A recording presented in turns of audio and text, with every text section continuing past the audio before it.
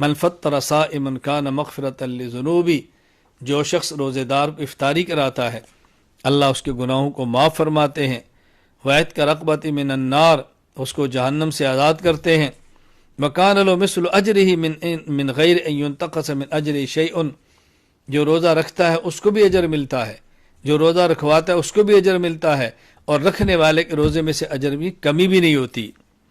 سبحان اللہ۔ جب یہ آپ صلی اللہ علیہ وسلم نے افطاری کی ترغیب دی تو صحابہ کرام نے ایک عرض کی، یا رسول اللہ لیس کلنا یجد ما یفطر الصائم، ہم میں سے ہر بندے کے بعد اتنی وسعت نہیں ہے کہ روزے دار کو روزہ افطار کرائے، کھانا مکمل کھلائے، اس کو شربت پلائے، اس کے لیے بہترین کھانے کا انتظام کرے۔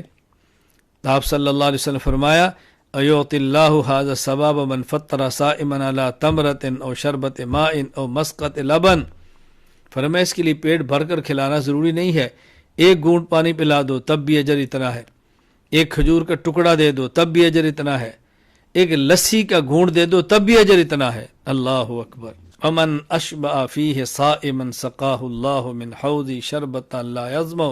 حتی یدخل الجنہ۔ اللہ اکبر۔ پہلے آپ صلی اللہ علیہ وسلم نے ترغیب دی افطاری کی،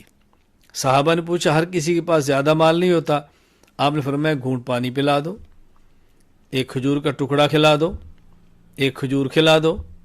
ایک لسی کا گھونٹ پلا دو۔ اب آپ نے عجیب بات فرمائی، فرمایا من اشبع فیہ صائما،